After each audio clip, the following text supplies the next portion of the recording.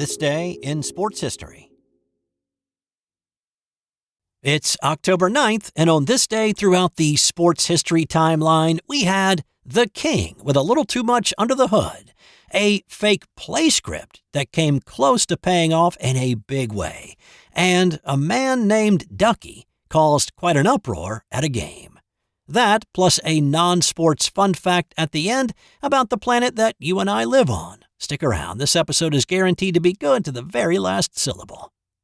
But let's start with what happened on this day in 1983, when King Richard Petty pulled into Victory Lane with an engine that was a bit over the limit, and a couple of other things were glaringly wrong.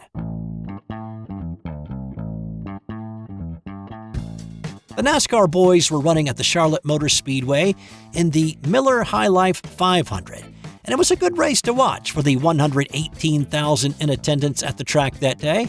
There had been 29 lead changes throughout the day and just 8 cautions, and following the final caution flag of the day, Darrell Waltrip was out front, Tim Richmond was second, and Petty was third with 23 laps to go. Petty got around Richmond and he rode Waltrip's bumper. With 10 laps to go, DW got a little loose in turn 2 and he lost the pace. Petty snuck underneath him for the race lead, and he drove the final 10 laps out front for his 198th career win. When he pulled into Victory Lane, NASCAR officials immediately noticed something weird. He had left side tires on the right side of his car. That was a violation. So, as he was taking the big winner's check and giving Miss Winston a kiss, his car was being rolled back to the garage for an in-depth inspection. Fine-tooth comb may not be descriptive enough for what the officials used to look over Petty's car. They took 4 hours to go over every centimeter of the number 43 STP Pontiac, and they uncovered that his engine had an engine bore of 382 cubic inches, well over the legal limit of 359 cubic inches. So, with a larger than legal engine and tires on wheels they weren't allowed to be on, that must have meant that Petty had the race win taken away from him, right? Nope, he was only docked 140 points, and that was it. He got to keep the race win. NASCAR officials said later that they wanted fans to know who won the race when they left the track, and his win stood. So, certainly, second-place finisher Darrell Waltrip must have been all up in NASCAR's grill about the illegality of it all, right? But that would also be incorrect. Junior Johnson, the owner of DW's number 11 Chevrolet, had booked it out of the track before their car could even be inspected by the NASCAR cops, and no formal protest was ever filed. On this day in 1960, football player Howard Glenn died after a game. Glenn was an offensive lineman with the New York Titans in the first year of the AFL. The Titans were on the road this day in Houston playing the Oilers, and it was hot. In fact, it had been hot and humid all week leading up to the game. The Jets had played at Dallas the week before, and they'd stuck around in Texas for the week to prepare for Houston. Glenn had suffered a head injury in the Dallas game and been knocked out. It had taken a bit to revive him, but he was back up and running by the end of the Dallas game. Now, this was the 1960s. If you were conscious with no broken bones, you played. Well, in practice the week prior to the Houston game, the temperature bordered on surface of the sun hot with humidity to match. Glenn complained of headaches throughout each practice. On game day, the temperature was pushing past 90 at Jefferson Stadium. Glenn was playing left guard, but he was struggling to even make it back to the huddle. Several times in the huddle, he said, "I don't think I can make it." He got a couple of pats on the helmet and more than one "suck it up" comments of encouragement. In the third quarter, the Titans ran a trap play, and Glenn got sandwiched between 2 Texans and collapsed. He had to be helped off the field, and he sat on the bench the rest of the game, mostly not attended to. After the game ended, he was carried back to the locker room by 2 trainers, put in the shower to cool off, and given a Coke to cool him down a little bit more. He did not seem to be getting any better, though, and his teammates started to worry about him. A doctor was called in to look at him, and at that point he went into convulsions and he was rushed to a Houston hospital. While the Titans waited to taxi down the runway for their flight back to New York, they were told that Howard Glenn had died. His official cause of death was listed as a broken neck, but most believe he died of heat stroke from the brutal Texas heat. He was 26 years old. Hey, real quick, you've heard me talk a lot about the Sterling Soap Company over the past few months, and if you haven't tried out their soaps, I get it. It's not easy changing up your routine. But let me just say, if you give them a try, I'm nearly 100% certain you will have zero regrets. They carry not only bar soap, but shave soap, liquid body soap, body lotions, beard balm, lip balm, and a lot more. Plus, there are myriad scents to choose from. Their products are made with natural ingredients and scented oils, and they are committed to being environmentally conscious. And I always get a handwritten note on my packing slip, so I know it's been checked before shipping, and it's a nice little human touch in a world that seems to be going away from that.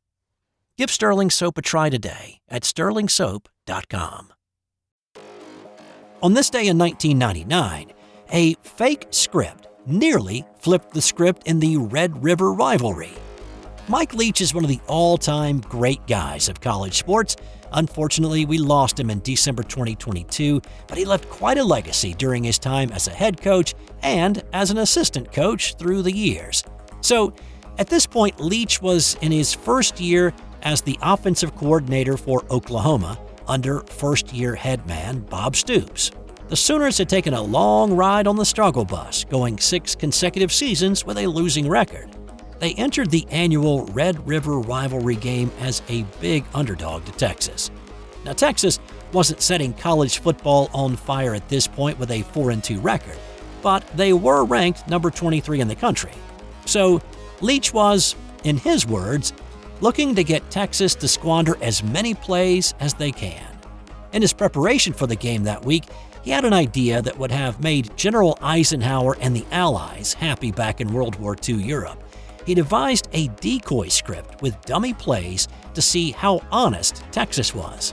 The next part of the plan happened on game day, and it involved tight end Trent Smith intentionally dropping the dummy script but making it look like he'd accidentally dropped it and was simply unaware.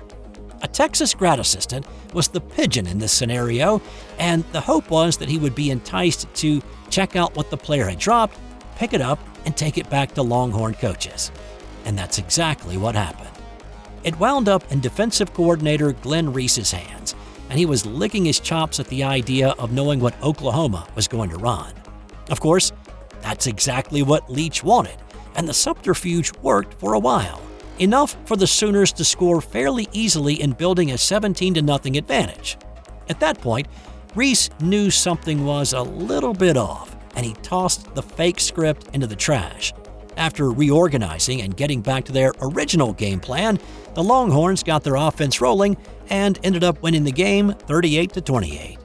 20 years later, when Tom Rinaldi did a piece about the fake game script for ESPN, the brilliant spycraft of Mike Leach finally came to light.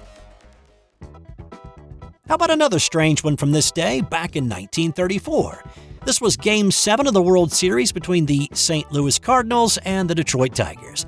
Cardinal Joe Ducky Medwick slapped one down the line and then hustled around the base paths. He slid hard into third, mostly he slid hard into Tiger third baseman Marv Owen. Owen took umbrage at that and started throwing punches at Medwick, and Joe unleashed a couple of jabs as well. It was finally quieted down on the field with Medwick's RBI triple, making it an 8-0 game. The half inning ended and Medwick jogged out to left field to play some defense, but the Detroit fans were still upset about that hard slide, and they started throwing things like bottles, and then some produce came out of the stands at Ducky. There were some oranges and bananas thrown at him. There are even some stories of a cabbage being thrown at him. I mean, who brings a cabbage to the ballpark? Anyway, fruits, vegetables, bottles, and whatever else Tiger fans did not want anymore, they were throwing them at Ducky Medwick.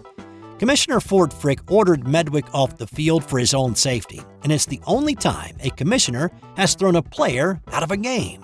The Cardinals won the game easily 11-0 and wrapped up their World Series championship, and who knows, maybe they celebrated with a few oranges and some cabbage. On this day in 1996, a young kid became a hero to New York Yankees fans. This was Game 1 of the ALCS between the Baltimore Orioles and the Yankees. The game was played at Yankee Stadium, and in the 8th inning, the Orioles were up a run. Derek Jeter came to the plate hoping to do some damage with his bat, and he did, with a little help from 12-year-old Jeffrey Maier. And 2 runners in both the 5th and the 6th. In right field, Tarasco going back to the track, to the wall. And what happens here? He contends that a fan reaches up and touches it. But Richie Garcia says no, it's a home run. Here comes Davey Johnson out to argue as Jeter comes across to tie the game. Well, in postseason, you have an umpire down each line. And he was there. And Garcia was right there. The pitcher, Benitez, comes all the way out from the mound to argue. But I don't know how he can tell from the mound. I don't either, and I'll tell you one thing. That's great hustle. Great hustle by Richie Garcia. Right. The contention by Tarasco is that the ball is descending and the fan touches it. He's right. He's right. Absolutely. So Garcia should have called fan interference, and Jeter would have been out. Watching the replays again after nearly 30 years, it is so obvious it was, and yet there was no instant replay, so the call stood on Garcia's home run call. The Yankees tied the game and went on to win the game in extra innings. The kid became an instant Bronx hero, exchanging high fives with all of those around him. The Yankees went on to win the ALCS in 5, and then became world champs again when they beat the Atlanta Braves in the World Series, with a little help from Jeffrey Maier. And time now for today's That's Got Nothing to Do with Sports fun fact. There is a separate sphere inside our planet. Earth's core is not liquid iron, as was once believed, but a solid ball about the size of Pluto, and it spins faster than the rest of our world, though scientists believe it is slowing. That's all I've got for you today. Thanks for checking out this episode. I hope you come back tomorrow for another edition of This Day in Sports History.